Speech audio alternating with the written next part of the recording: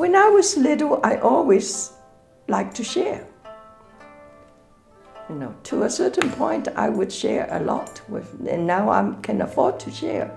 It makes me feel good if I can help somebody. A native of China, Loretta Yin's path to Ada, Oklahoma has been circuitous and, if nothing else, an adventurous one. As a child, she grew up during the political occupation of her country. As a young woman, she fled the growing shadow of communism. She studied in Hong Kong, London, and Scotland before ultimately finding her way to Ada. I saw many wars, many unrests. I was too ignorant, too stupid to realize what terrible times I grew up in. Now I am quite content. That's the word, I think. Loretta was born in 1929 in Manchuria, located in northeast China. When she was 6 months old, her family moved south to China's largest city, Shanghai. In 1937, the Japanese invaded Shanghai and occupied it until the end of World War II. We had ration. Everything was restricted. Travel was restricted. Every movement was restricted. We had curfew. And of course, after 4 years, World War II erupted. But we didn't have TV or those days, It was a radio was restricted. I read a lot. I just played and made do with whatever. We didn't have much luxury during the occupation, but we always had enough. Following World War II, Japan ended its occupation of China. However, an ensuing civil war between nationalists and communists didn't make life any easier. Many Chinese, including Loretta and her family, practiced capitalism and were forced to flee Shanghai in order to preserve their way of life. We fled. We were refugees. But anyway, we moved to Hong Kong in 1949 before the communists took over. Thinking back, I was so ignorant and so, should I say, stupid. I was old enough to know better, but I didn't realize how much my folks suffered. My father lost everything and had to start life again, and he was in his 40s. The communists believe is you don't have any possessions. You have to share. You have to give up everything. And we were capitalists, right? We were in business. If we stayed, my father would be killed, and so would all of us. Because Hong Kong belonged to the United Kingdom at the time, it provided a stable social and political climate that allowed Loretta and her family to flourish. We all had to be in small housing and buy less, and we didn't have whatever assets we used to have. But my father, with my mother's uncle, became very successful in no time at all. But me being such an arrowhead, I guess, thought it was just so much fun to be in this beautiful place, the tropical island, flowers, the wonderful weather. It was during this period of new discovery that Loretta met her future husband. I went to the University of Hong Kong and I met a girl that was my husband's sister, and we became friends.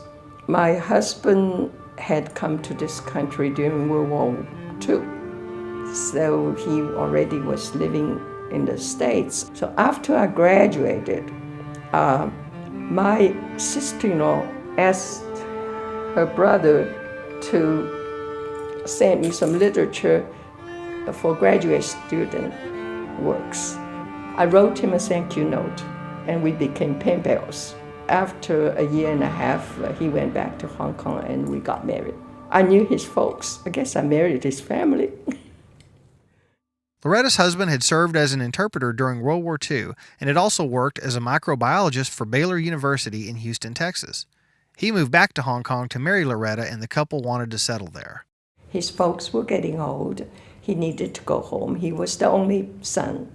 And so he went, and besides, we were talking about getting married. So he went back to Hong Kong and we got married. And he couldn't find a job in his field. And his father was high up in the education department in Hong Kong.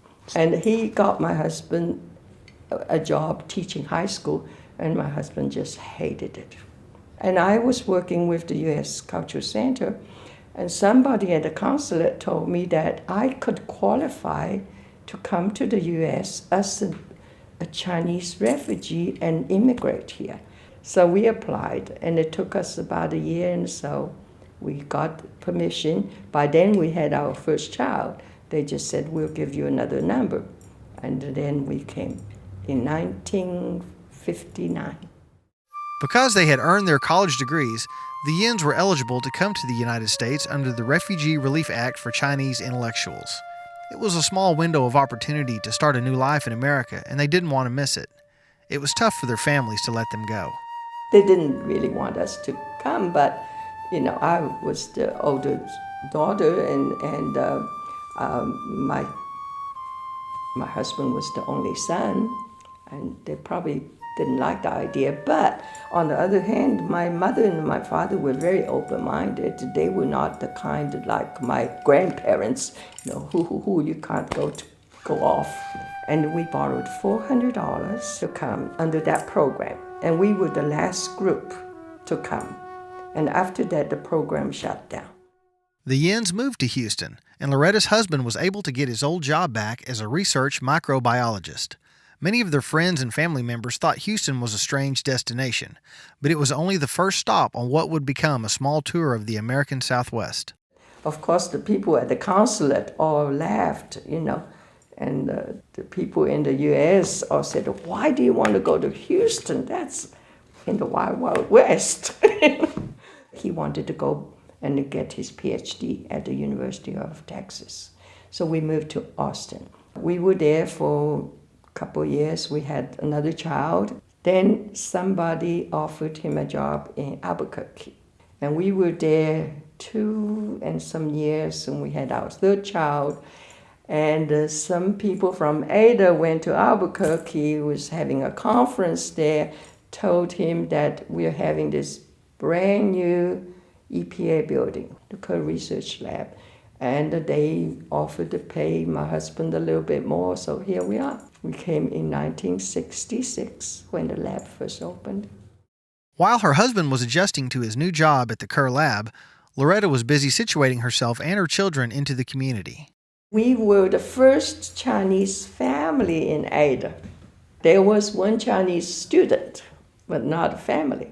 It was a little difficult coming into Ada because Ada did not have a middle class at that time. You either have it or you don't have it. And we didn't belong to either. Drawing from her mother's appreciation of the arts and her father's business acumen, Loretta began carving her own niche in Ada. She put her library skills to work for East Central University and Ada Public Schools. She also enjoyed a very long and successful career in local real estate. In 1975, she was named Ada's Woman of the Year. Throughout her later years, she has remained active in the Ada Artists Association, an organization that is very dear to her.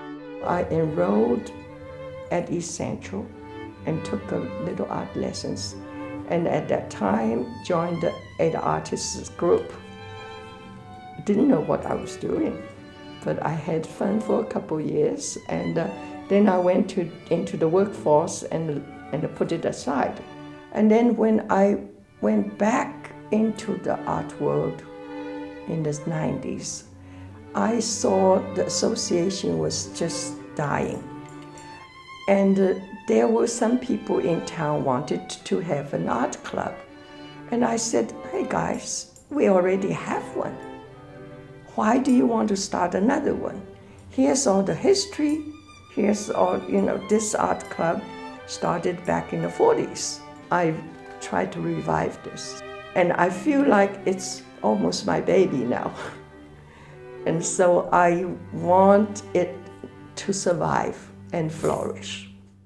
When she's not busy organizing activities for the association or visiting with friends, she will most likely be found near art, either creating it, studying it, or subsidizing it. I've been an ECU art student forever the last few years. And I got to know some of the students, and all the students always struggle. And I thought, well, if we can give them a little helping hand, that would be nice. In October of 2008, Loretta converted her beliefs into actions as she auctioned off more than 80 of her own paintings and donated 100% of the proceeds toward the establishment of an ongoing Ada Arts Association scholarship at East Central University. We don't have very much money in the club, you know.